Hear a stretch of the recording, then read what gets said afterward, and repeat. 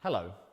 I'd like you to start the lesson by thinking about a time when somebody has been rude to you, maybe recently or some time ago. How were they rude to you? What did they do? And how could they have been more polite? Maybe they could have said please or thank you, or sorry, or maybe they could have been less direct. In this lesson, we're going to look at a way to make your English more polite, especially when we're asking questions. Obviously, in English culture, we like to say please and thank you quite often, and sorry as well. But when we're asking questions, there is a way we can make our questions less direct. And to do this, we use what are called polite question forms. They come in many shapes and sizes, and we're going to be focusing on the main ones today. For example, the first question form we're going to be looking at is could you? Could you immediately tells the person you're asking that your question is polite. For example, could you open the window for me?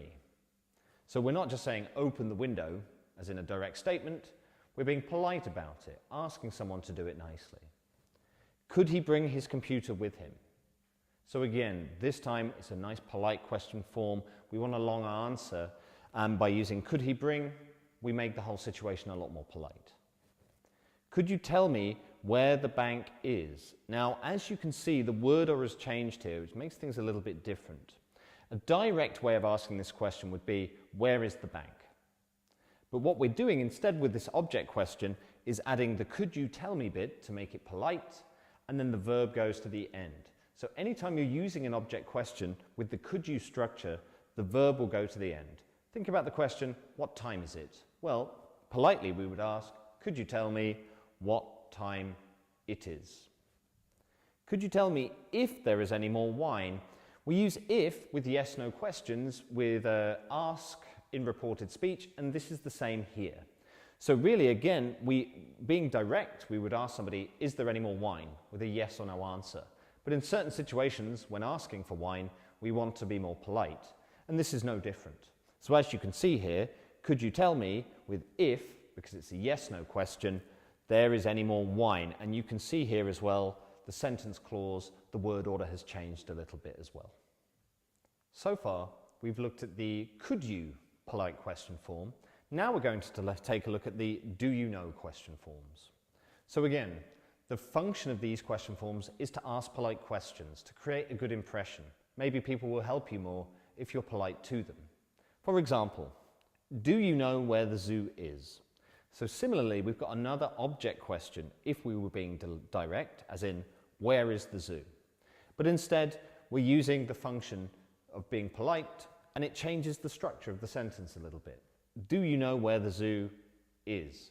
So things to remember, if you're asking an object question, that is a question without an auxiliary verb, or you'll want a medium level answer, then you really need to put the verb at the end when you're using these polite structures.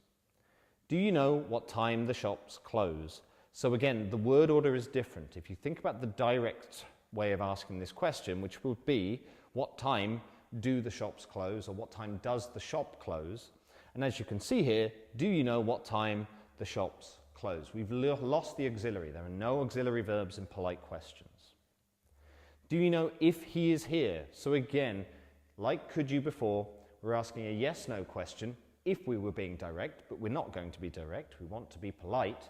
And so instead of saying, is he here? We're asking somebody, do you know if he is here? So things to remember with the polite question form using if with yes/no questions. Does she know if the food is ready? Again, if we were being a bit more direct, perhaps impolite, we would ask somebody, is the food ready? But we don't want to do that. So we're going to use the polite question form. It's a yes/no question, so we include if. Does she know if the food is ready? So far in the lesson, we've looked at two very common polite question forms. Do you know and could you? Now we're going to look at another very common polite question form, but the meaning of this question form isn't always very clear to begin with. We use would you mind to create question forms that are polite, and when we use would you mind, what we're really saying is it a problem for you? So for example, would you mind coming on another day? What we're saying in this situation is it a problem for you to come on another day because now I'm busy? So again, something else to notice with would you mind is the form of the verb after the would you mind structure, which is always ing. We'll talk about if in a moment, but first let's focus on these three sentences. So, would you mind coming on another day? If we were being direct, we would say, can you come on another day? Or maybe even more directly, come on another day, I'm busy. But when we're being polite, we use would you mind, and the form of the verb is always ing after would you mind, and then the rest of the information is more or less the same. Would you mind turning the music down? Again, if we wanted to be direct here, we would say to somebody, turn the music down. But again, we want to be polite in our English. So, would you mind turning the music down? Would they mind being more careful? So again, thinking more directly, we might say, be more careful.